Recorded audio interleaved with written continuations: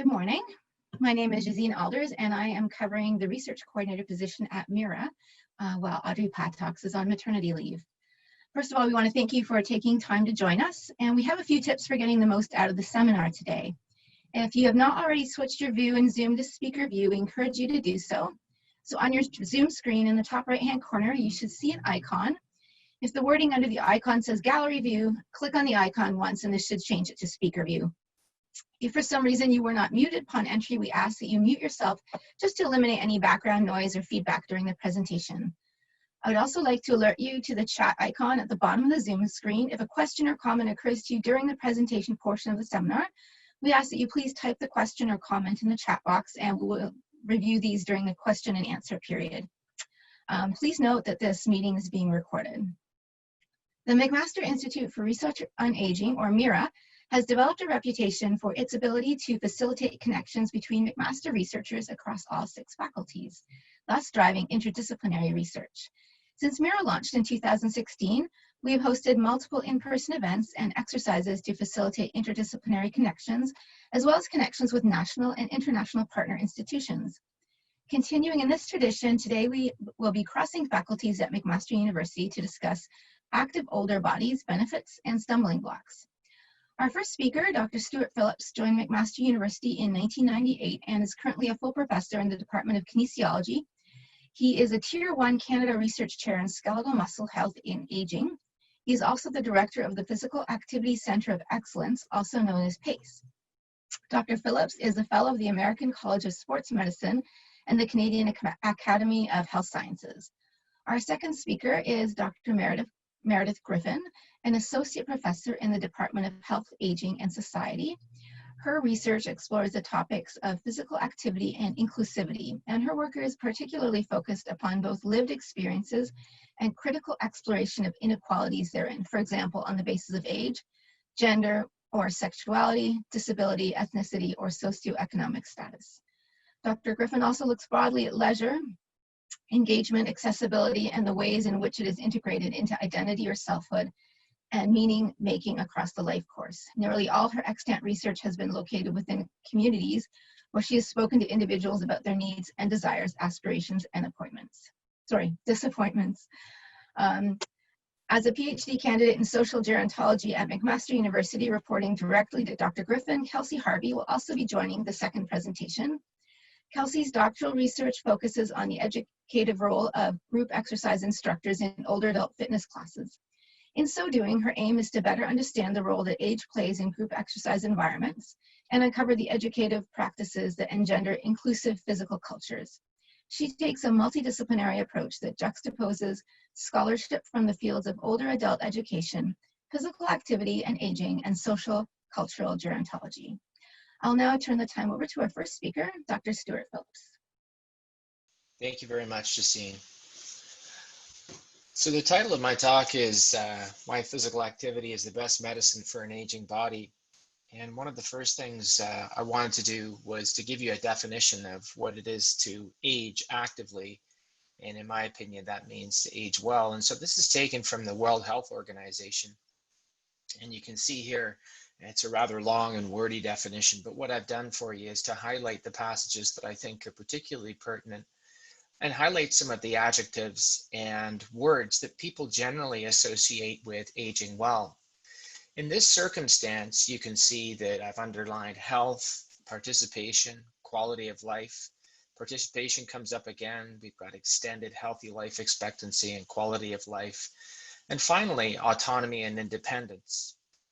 It's interesting then that when you present older individuals with words to describe what it means to age actively, they would probably pick the similar ones. So it's a nice definition, but it really boils down to a number of descriptions. First of which is health. Quality of life is definitely in there. Healthy life expectancy, I think, is a core component of aging well. Participation, autonomy, and I think that the picture down at the bottom right here is somebody who is aging actively is a good pictorial representation of what a lot of older people would imagine. One of the key components of aging well is also to live independently. So what is it that Canadians have to worry about And from the standpoint then of mortality, aging Canadian men really have to worry about heart disease as the #1 killer. That's not exclusive to Canada, but it's probably #2 in a lot of other westernized countries.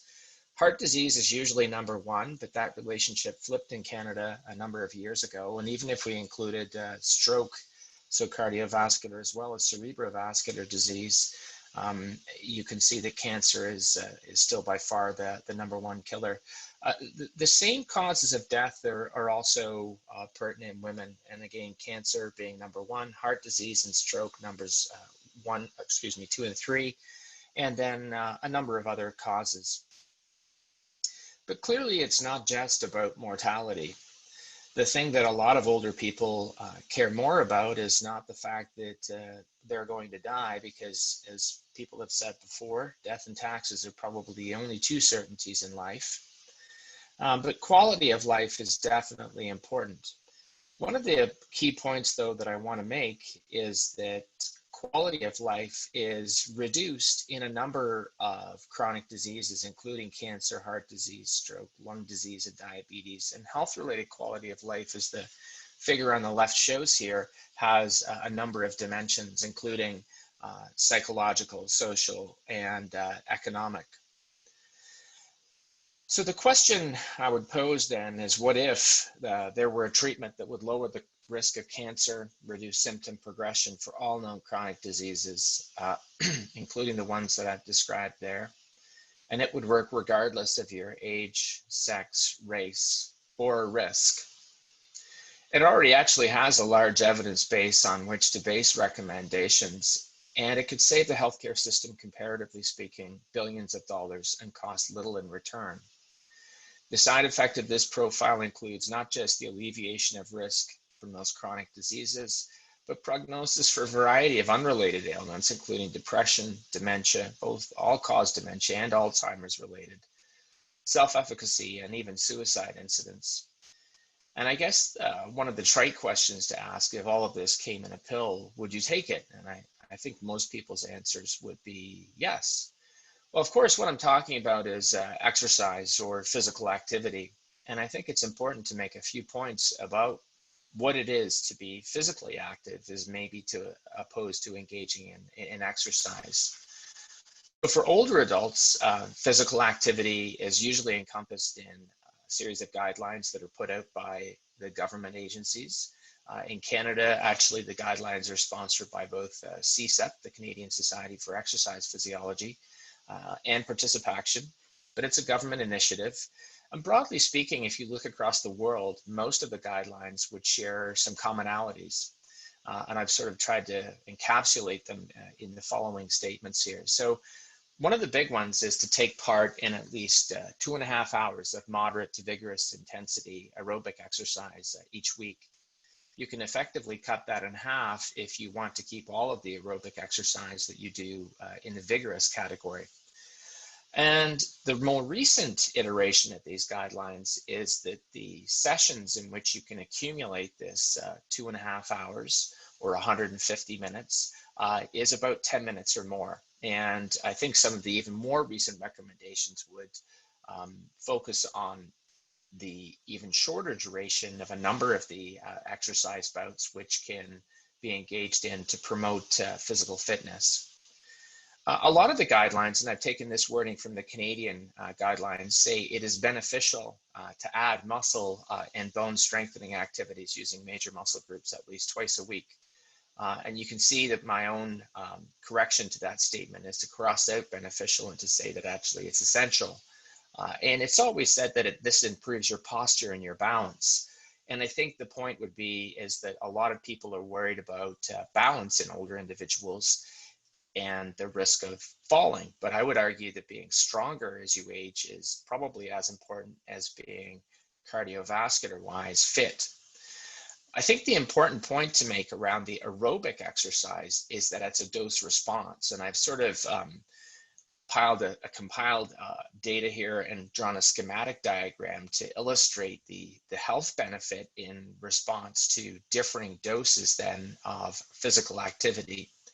And you can see that the curve is the steepest when we take people from being sedentary to being even moderately active. And so that's the biggest reduction in risk, or the biggest improvement in health benefit, is seen when you take someone who's completely sedentary to doing even a little bit of physical activity. And then, as the dose response implies, you get increasing benefits, but the returns are diminishing. So in other words, if you're moderately active and become active, then you still enjoy a benefit, but it's a much smaller return on the exercise or physical activity investment. And as the dose of exercise or the intensity of the exercise that you're performing increases, you can see that the benefits are diminished. So an important take-home point from this figure then is to really emphasize that it's taking someone from being sedentary to being physically active that is the biggest reduction in risk, or the biggest improvement in their health benefits. So the question I'm posing here then is the most viable foundation for active aging being physically active? And in my opinion, it's yes. And it's not just my opinion. One of the most recent consensus statements that came out from the American Heart Association argued that rather vociferously for the fact that cardiorespiratory fitness, or what we refer to as exercise physiologists as peak VO2 or peak oxygen uptake, is a potentially, as you can see the wording here, stronger predictor of mortality than even established risk factors such as smoking, hypertension, high cholesterol, and type 2 diabetes. And the position statement also talks about the association between physical activity and reducing your risk of more than half of the most common types of cancer. So the argument from this paper was that cardiorespiratory fitness is actually a very good predictor of the risk for morbidity and mortality, and it should be considered to be a clinically vital sign. The question becomes one of, why is cardiorespiratory fitness so predictive? And in my opinion, it's because it requires the coordinated and good functioning of several physiological systems, from neurological or brain all the way to cardiovascular and respiratory, and also includes the musculoskeletal system. So if there's a weakness in any one of those systems, you're going to detect it in the measure of cardiorespiratory fitness. So it's a measure that, as opposed to the isolated measures of risk that we've seen, such as cholesterol, for example, that encompasses a number of physiological systems that can break down and cause problems as we age. What we do have are meta-analyses. So basically, I would call it evidence-based answers to show that there's an association, at least, between improved cardiorespiratory fitness and reduced risk, as well as improved treatment efficacy for cancer, for heart disease, for type 2 diabetes, and also for dementia and Alzheimer's. So importantly, there's an evidence-based support for physical activity and higher fitness, at least in this case is cardiorespiratory fitness, of risk, and as well as improving prognosis for heart disease, cancer, type 2 diabetes, dementia. And while it's not statistically significant, I think that you can show that there's an improved risk for depression. Well, what about musculoskeletal fitness? And in this sense, what we're really talking about is mitigating the risk of age-related sarcopenia. So sarcopenia originally described a loss of muscle mass, which is pictorially represented in the picture I'm showing you here. But the evolving definition of sarcopenia has been to include definitions of skeletal muscle function. So not just strength, but the performance of activities of daily living. In this sense, the figure shown here represents somebody who is aging in an optimal sense. So their muscle mass increases and then probably begins to decline in their third or fourth decades of life. And somebody who is aging not quite as well in the yellow line here, that is reaching what we call a disability threshold at an earlier point of their life. Now, the threshold doesn't mean that these people are disabled, but simply that the risk for disability goes up quite sharply once you're in this range. And this would be a range of both muscle mass and muscle function that would increase someone's risk for disability.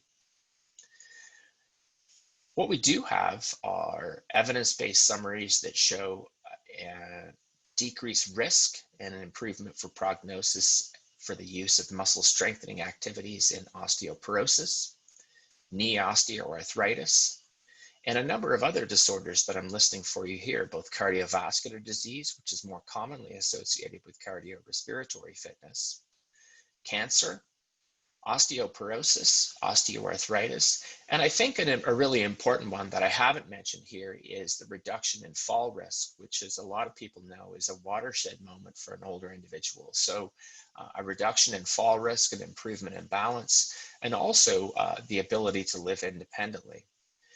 So one of the questions that I'm asked at this point is, what do we do? How do we get older people to engage in physical activity?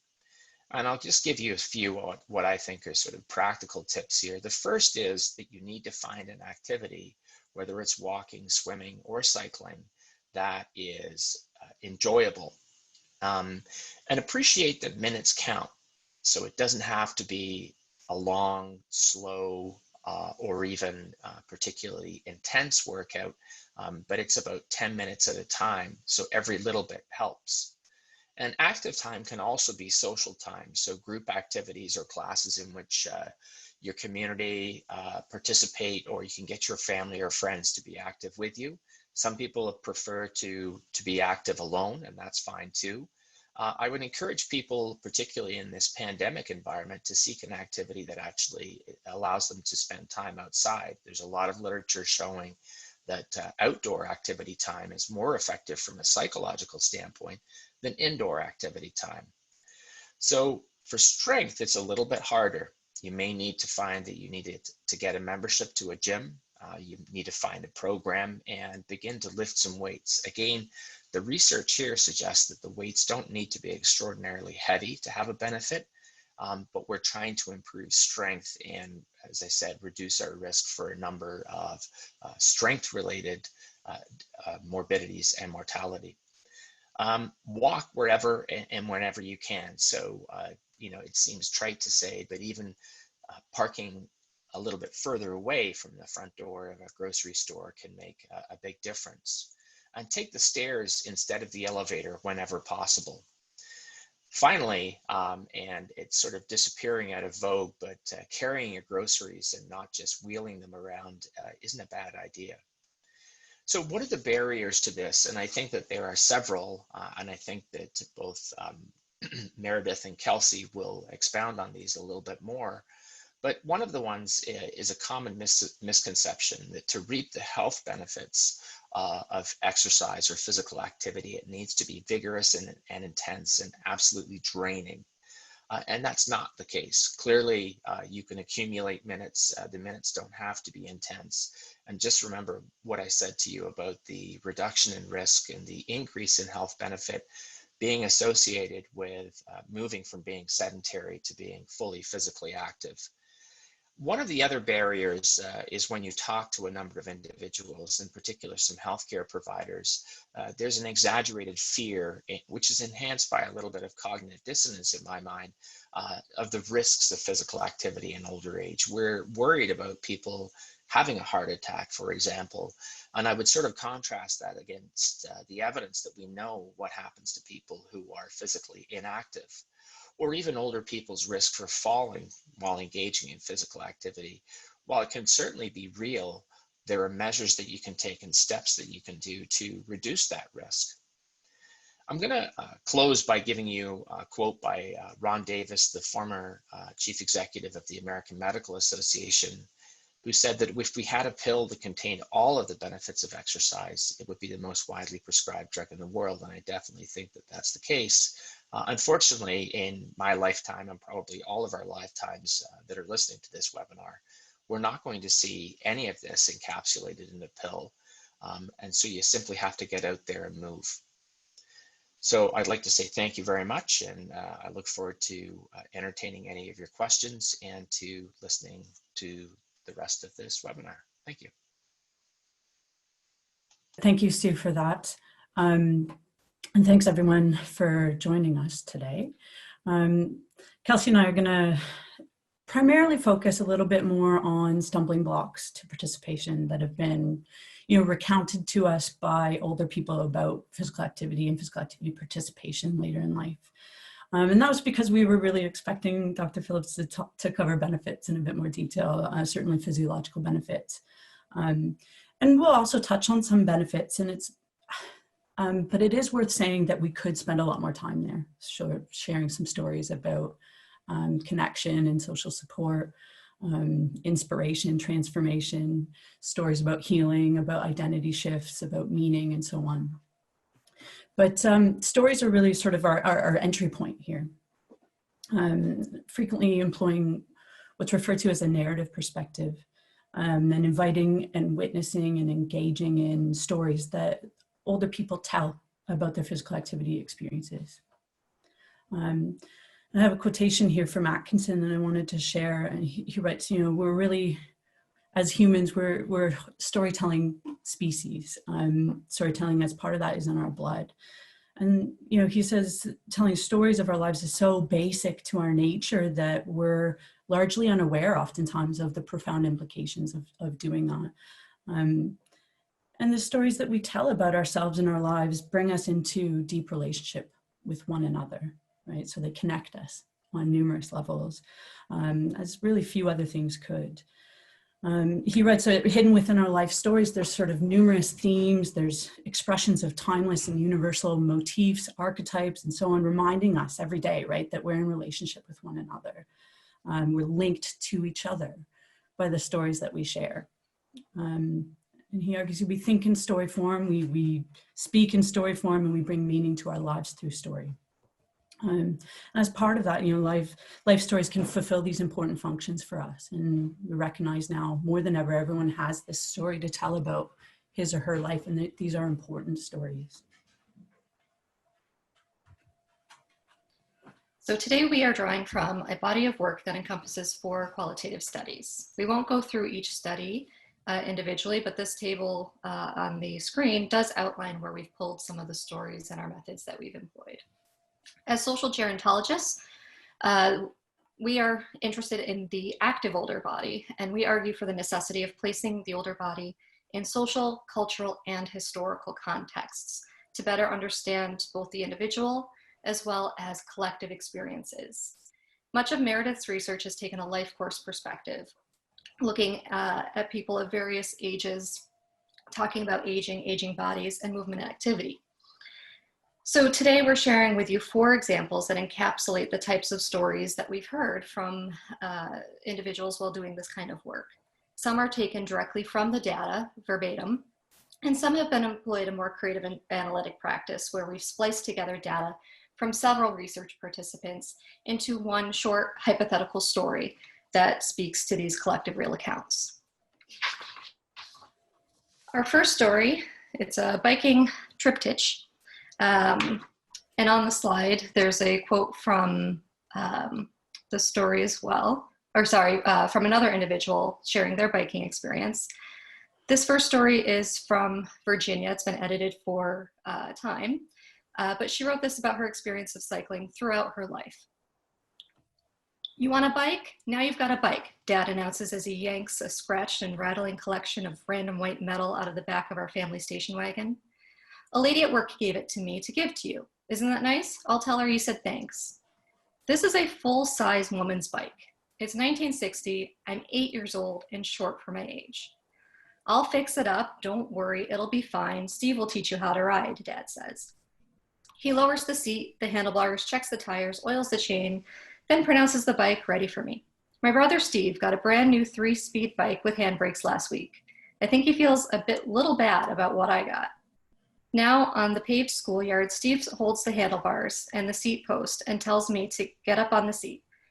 I manage to climb up and sit, but even with my legs extended, my toes dangle at least 4 inches above the pedals.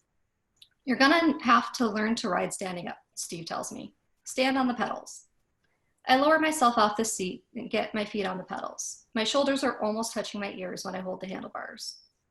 Steve tries to teach me how to ride for 10 minutes. That's the extent of Steve's guilt motivation. The lesson's over and we go home. Over the next week, I try to ride daily. The week after that, my bike comes out, of the shed once or twice. Now it's the middle of August and I haven't been riding for more than 3 weeks. I wheel the bike into the schoolyard where there are 6 kids circling and weaving around each other. I step onto the pedals. I push off, tip over, stop. Push off, tip over, stop. Then my friend's 5-year-old brother laughs and yells, "You're 8 and you can't ride a bike."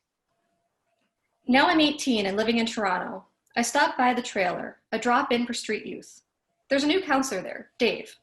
Parked against the wall is a slim, dark blue bike. I get up from my chair and check it out. "Whose bike?" I ask. It's mine," Dave says. "Cool, can I take it for a ride?" I ask. "I haven't been on a bike in a few years. I just want to see if I can still ride." "Okay," says Dave.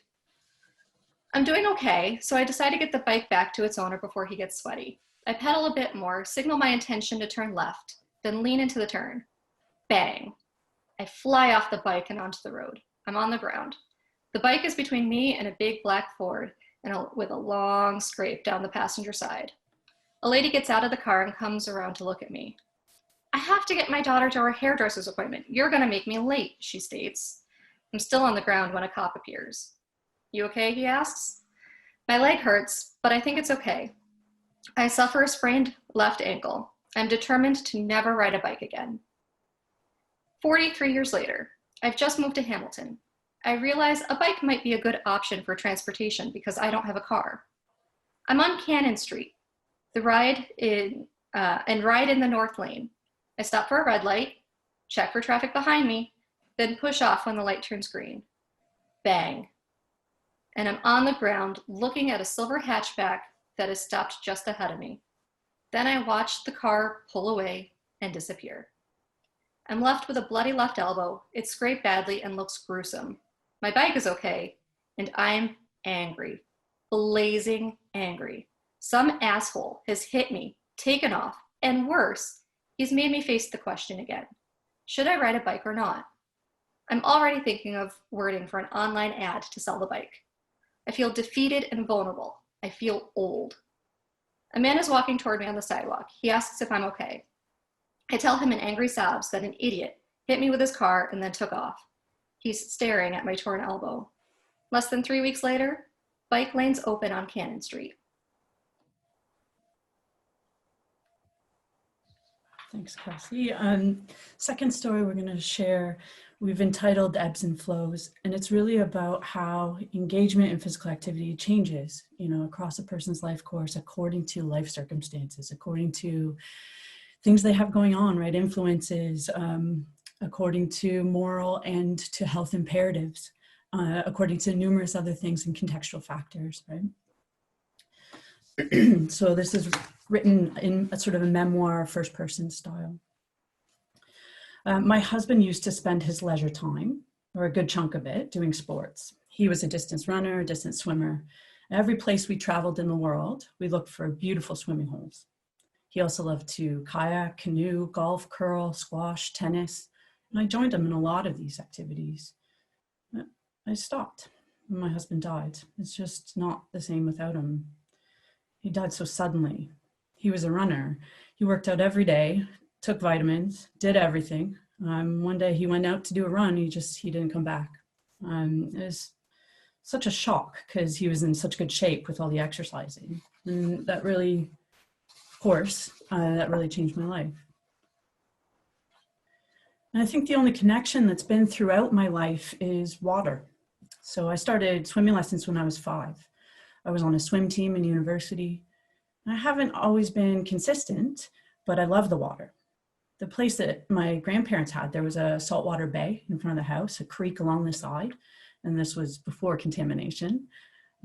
Because there was water everywhere, it was important for us kids to learn how to swim. So we had a traveling swim teacher. He'd come on Saturday, he'd teach us to swim in the bay. I remember getting to different levels, being excited about that. I went there for my summers until I was 16. I stopped the swimming lessons at probably about 13 because the next level would have been junior life saving, and you weren't allowed legally to do that until you were 16. A few years before I retired, I wanted to get back in the pool, for a bit because I've got a lot of arthritis. At first, I wouldn't get into a bathing suit. I finally thought, okay, I gotta get past that, I also pulled back on swimming because now I've got a frozen shoulder, so I can't use my left arm that well. I can swim on my back, but that's about it. Got arthritis in my neck, so I can't lift my head up real far.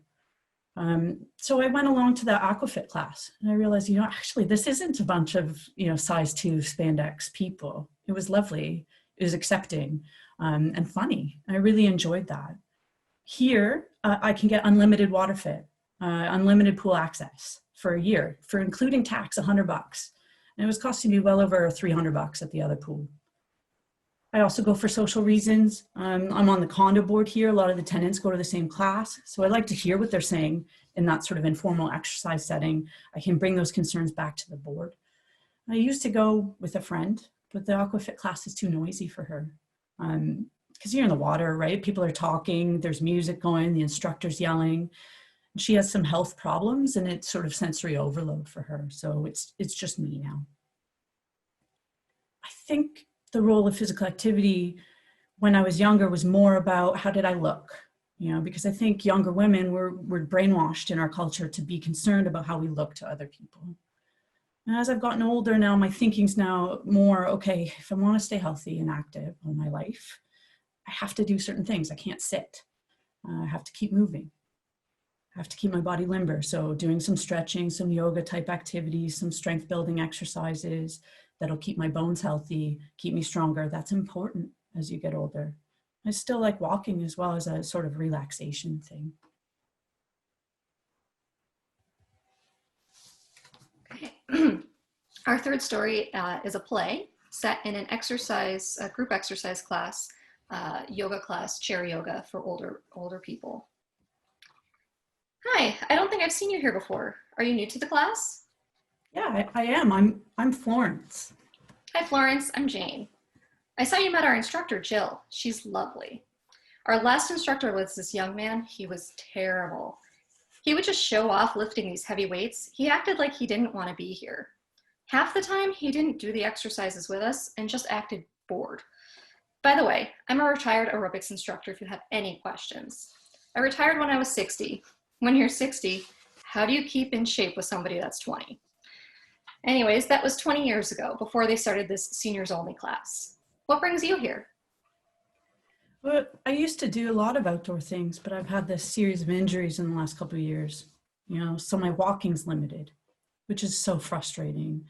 It makes me feel kind of old because it seems like such a long time ago. I think of the things I could do then, hiking, yoga, so on. I think, I used to be able to do that. How come I can't do it now? Could I do it if I tried? So I've gone from taking yoga, taking fitness classes, going for long walks every day to now taking chair yoga. I had to change a lot of the things I did because of these stupid injuries. And I didn't want to do yoga if I couldn't do real yoga. I guess I got to thinking, maybe I should do what I'm able to and not compare myself to when I was half this age, but boy, do I really miss yoga. I know what you mean. Before I joined this class, I joined the local chain fitness center. They advertised being friendly for older people, but it was all talk. They didn't have any classes for just older people. I went to their yoga class, a regular yoga class. It was really for the young. It was just too much for me. The instructor knew I couldn't keep up and kept telling me to modify and do what I could, but it was too challenging. I hate just do what you can. What does that even mean? Aren't you supposed to follow what the instructor's doing? For me, I was trained in all this, so I know how to modify for my body, but I broke my femur and I have a rod in my leg, so I can't bend like I once did. Eventually, you ask yourself, if I can't do any of it, why am I here? If you can't do what the majority of the class is doing, it ceases to be fun. I want exercise to be fun, so I stopped going there when the weather was nice, and then the laziness set in, until I found out about the chair yoga here.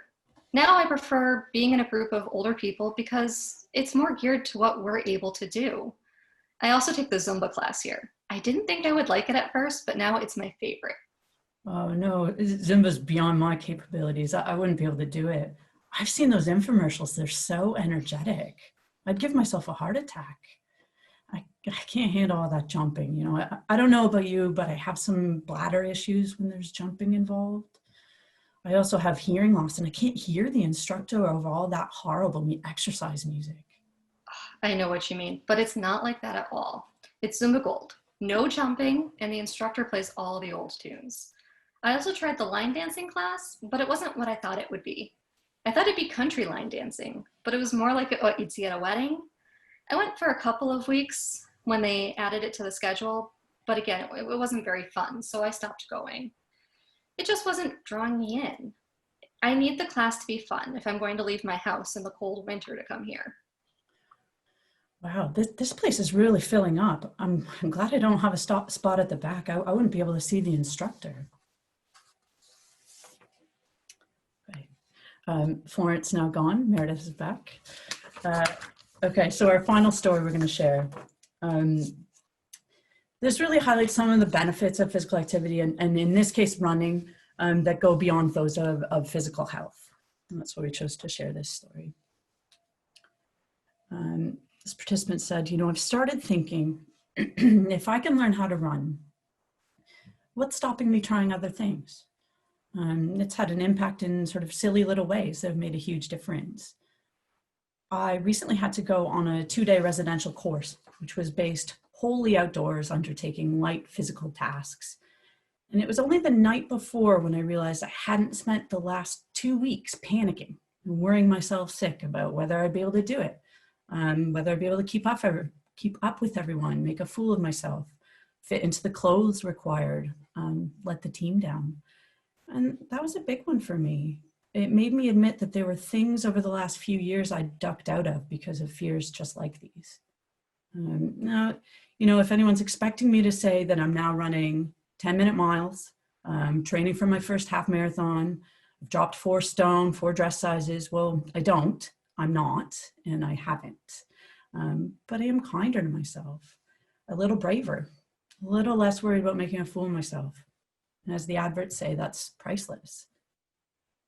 So this participant really describes a more holistic conception of health and the increased confidence that's entered into other aspects of her life, emphasizing that she perhaps doesn't intend to sort of emulate the goals and the achievements that are part of the running group she is part of openly valorizes, be that, you know, training for the next race, getting personal bests, increasing your distances, weight loss, and so on.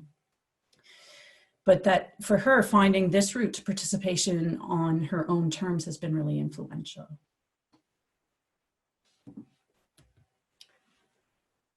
Okay, so, you know, what are we hoping to communicate by sharing these stories? And really the appeal of stories and in doing research in this way, in my opinion, is that they are a bit uncontrollable in a way. They are left open to interpretation, and that sort of each of you listening will engage in these in different ways, take different things from them, take up some details more than other details, perhaps let some pass you by. And so rather than offering a really sort of conclusive action plan per se, what we posit is that the complexity of these stories give us something to think about, to think with, going forward. A lot of work in this area is sort of focused in on barriers, facilitators to physical activity. They're really, a lot of the work is data points, so to speak. And because of that, they're sort of just a snapshot into a lifetime of experience or inexperience with physical activity. And so, as I say, they might get at those important barriers and facilitators to participation in a given moment or moments, but not necessarily, as that's placed in time, the dynamic nature of participation over time. And as part of that, and I think what some of these stories have demonstrated, that there's a need for context, right? Biographical approaches, understanding the individual, making individualized goals, and really as something related to what Stu said, finding your own way to a type of participation that feels meaningful and valuable and enjoyable to you. As part of this, there's a requirement to be sensitive, you know, from a more practical or practitioner perspective, requirement to be sensitive for multiple points of entry, right? Different starting points, different levels of knowledge or lack of knowledge that older people may bring to a physical activity setting or context, different levels of experience or inexperience, confidence, different points of transition or points of sort of crises oftentimes in people's lives. And a recognition that all of those things affect beginning physical activity as well as continuing it, you know, getting to those ideas around maintenance, adherence, and so on. And certainly all of those things implicate enjoyment and pleasure and so on.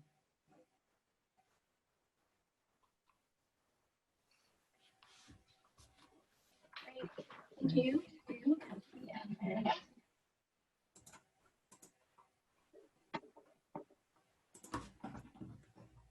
So Stu's presentation brought up the fact that exercising and aging is really important. And it doesn't have to be high impact exercise. And Meredith and Kelsey have brought up some important issues that act as social inhibitors. So my question is maybe around the messaging. So Kelsey and Meredith brought up some good points for people, I would say for the clinicians, but also so I have to come out and say that I'm a group fitness instructor. I don't have classes for seniors, and I am one of those people that provides modifications. But the thinking behind that is we don't want seniors to think that they're limited in what they can do, because we have seniors of many different backgrounds and abilities. And so I think that you're pointing out that it's important to welcome people to the class, to make them feel at home. And then I also usually point out some of the ladies that will be doing the modifications, and that there's a range of people in the classes. And even for someone that's 20 years old, you want to remind them that they shouldn't be expecting to be performing at the level of the instructor their first time in the class. And I also think that as a consumer, I always get the messaging about running. Start with running, but running can be really painful the first time you start it. And most of us don't know that you don't start full out running. You maybe walk for a minute, then run for a minute, and maybe that can put people off exercising. So I'm wondering what we can do to modify the messaging for people to know that exercise doesn't have to be painful. It doesn't have to feel like punishment, and give them resources of knowing where to start. Because as Stu pointed out, that it's not a magic pill, and it's something that everybody could do. Meredith, do you want to start? I think it's a really good question. I have a quotation from one of my participants that picks up on running. Kelsey's more the group exercise aficionado. But you know, something she said to me, and it really stuck in my brain for years and years now. She said, "I didn't know you could learn how to run." And I was like, "Well, what do you mean?" She's like, "I just thought, you know, you can run or you can't run."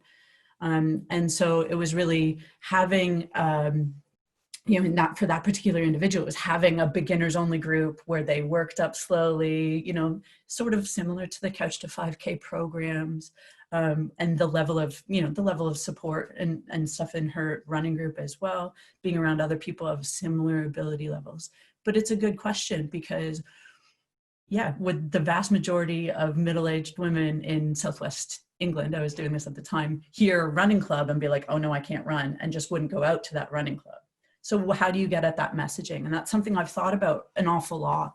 Some of it's about representation, about seeing different bodies participating. So rather than seeing, you know, the super fit young running group leader or group fitness instructor, showing a variety of bodies, showing different bodies in the context, and then people more see themselves in it. And there's language around marketing as well that you can engage to say, well, you know, no, really, like, have you really never done this before? Then this is the place for you. So that beginners feel more welcome from the outset. And this is something I think that we don't have solid answers on yet, and certainly requires some further research about how to craft that messaging, how to create environments so that they are not just accessible by the sort of tick box accessibility standards, but so that they're welcoming. So it's really simplistic things like when someone signs up, oh, here's what people typically wear to the first class, right? So communicating things like that's people freak out about and then opt out of going because they don't know what to wear and they don't want to look silly, and so it's sort of breaking down those kinds of barriers that maybe I think more experienced folks don't necessarily, it doesn't come to mind that that could be something that prevents someone from going. From group exercise, I don't know, Kelsey, if you have anything to add to that from a group perspective. Yeah, I think it comes down to options. So I know some of the stories talked about older adult specific spaces, and while that might be important, it doesn't necessarily reflect, like, as you said, the vast diversity among older adults. So you do have older people who can join a mainstream fitness class and even maybe not find that challenging enough. So as group and exercise instructors, we're often taught to have these multi-level inclusive classes. But one of the people I spoke to said, you know, if you're at introductory algebra and the class is calculus, it doesn't matter how much you try, it's not going to fit your needs. So going back a little bit to being able to offer different levels and different options to help attract people from different abilities, and you know, whether it's beginners classes, getting an introduction to what it's like. Because I mean, think about like a cycling class, you say increase your RPMs. There's all these terminologies with each individual format, exercise, you know, running cadence, all these words that people don't necessarily know and that experienced practitioners again might take for granted. So it's really having this beginner's mind of introducing somebody to the ins and outs of different activities so that they can find something that they really enjoy and can become maybe intrinsically motivated to stick with it, and helping them to also find ways to stick with whether they have, you know, a rod in their femur or whatever it might be, adapting to the changes that they go through as they go through their fitness career. Thank you. Stu, I want to ask you, and I'm dating myself here, but I remember the participation messaging that the government used to have. And I feel like that's missing. And I'm wondering what needs to be done to help people get active and at the same time avoid these stumbling blocks. I know many people think that they can't get active, or they think that they have to do high intensity interval training. What do you think that we need to do as researchers in knowledge translation to get this message out? Yeah, there's a couple of things I think that people tend to want to use physical activity as a means to weight loss, and I think that that's, you know, it's a laudable goal. It's obviously part of a weight control program, but most of the work out there, and the adage that I like to use is that you know, muscle strength and fitness is made in the gym and weight's really lost in the kitchen. So it requires a dietary modification to lose weight if that's your goal. But if we were to invent some kind of health-o-meter, whatever that is, and we were to show people the health benefits of being physically active, then I think it might be even more illustrative as to how little you have to do to enjoy greater benefits in health. And you know, if you value your health and you value your independence, then, you know, that's something that that people need to bear in mind.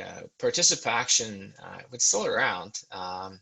It sort of phases in and out with in terms of popularity. But you know, one of the points that they try to emphasize, and I'm old enough to remember those commercials too, was around, you know, the fitness level of the average Canadian versus, say, the average Scandinavian. And we don't do particularly well. And I'm not so sure that that sort of shaming type approach is the right way to go. But one of the things that I do think is important, and I think it sort of resonates with what Meredith and Kelsey said, is to talk about some people's barriers to exercise and to why they don't do it. They're just really difficult for people who talk about and realize the benefits of exercise. We don't know what they are, because we're the converted. And so talking to some of these folks and finding, you know, why really do you not want to do this? Or, you know, what can we do to make it a better experience for you? So I think that some of those things need to be taken into account, and people have maybe forgotten a little bit about that. Physical activity should be enjoyable. It should be fun. It doesn't need to be painful, or it doesn't need to be an effort that leaves you breathless every time. So there needs to be a dimension of enjoyability. So people always ask, say, what's the best exercise to do? And my answer is always, what's the exercise that you will like and continue to do? And that's clearly, whether that's going for a walk or gardening, that's the one that's the best to do. Thank you.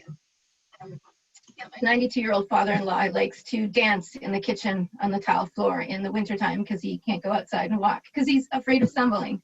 Yeah, fantastic.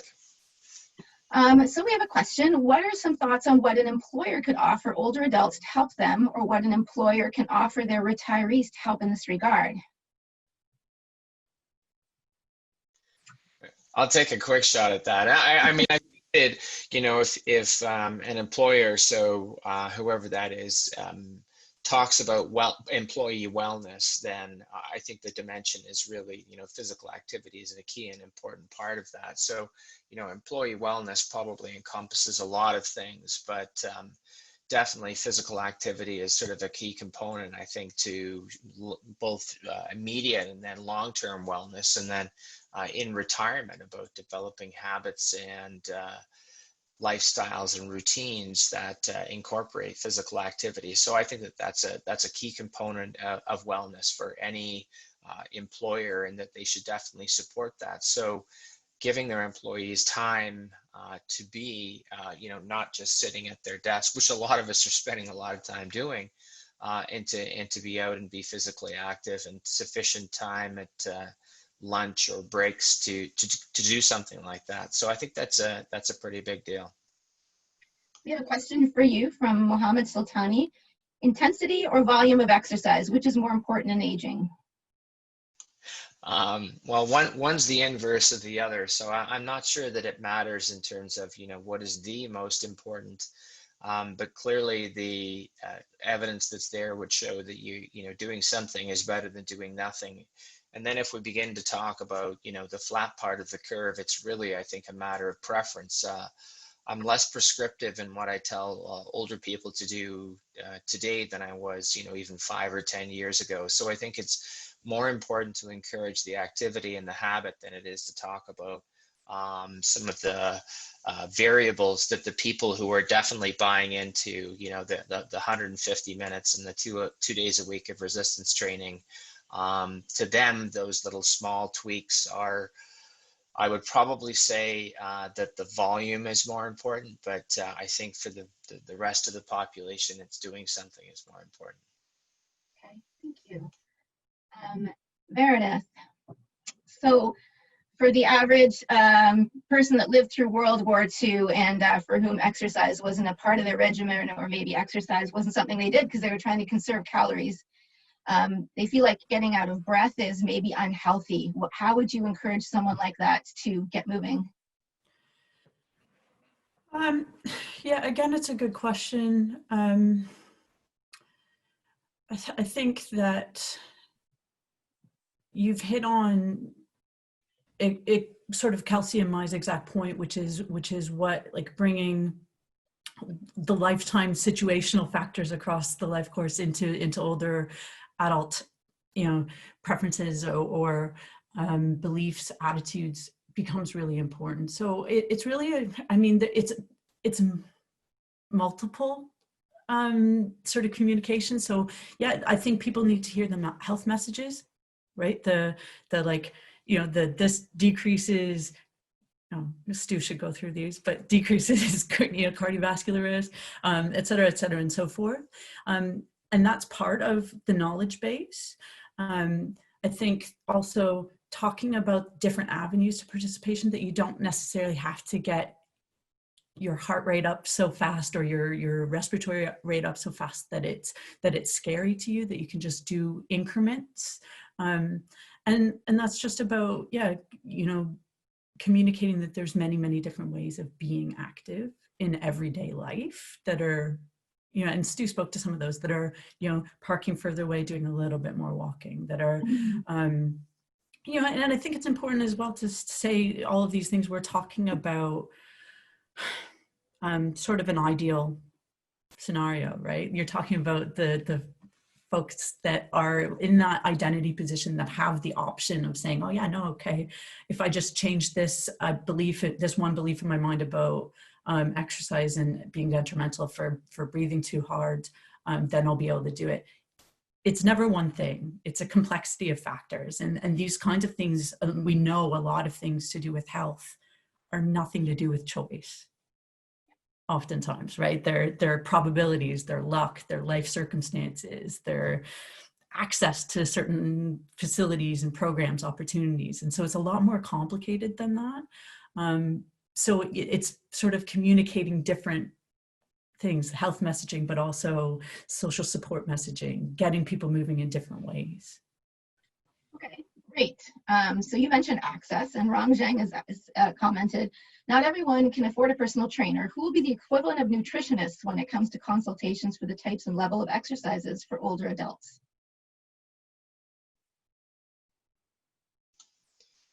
Yeah, so maybe I'll take a quick run at that. I mean, so one of the things, for sure, finances are a barrier for a number of people. And so I'm not suggesting like personal trainers are great motivators. And, you know, if you don't have a sense of what it is that you should be doing, that they're awesome. But again, simplifying the prescription to say is that you don't need to be in a gym and have a personal trainer to enjoy the benefits of exercise.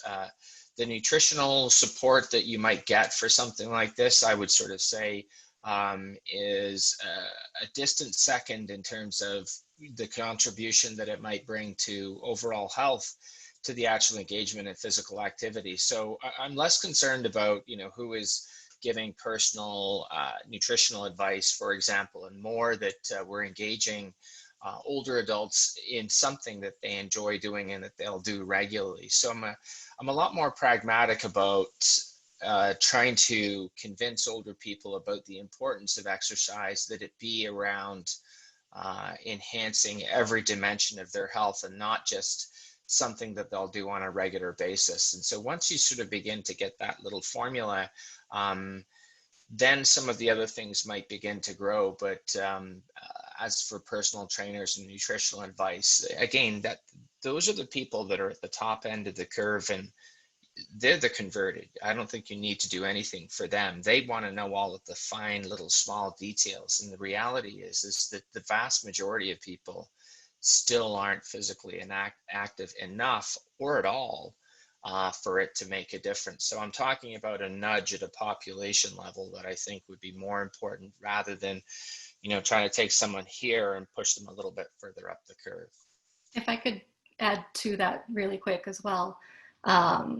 If you are an older person who's looking to start entering into activity, it's also really important to make sure, I know finances are a concern. My study looked at both the US and in Canada. And one nice thing about the US was one of the Medicare benefits that a lot of older adults could have was an insurance card that would pay for their entry to the gym. And so that facilitated a lot of it. So sometimes it's removing those financial barriers.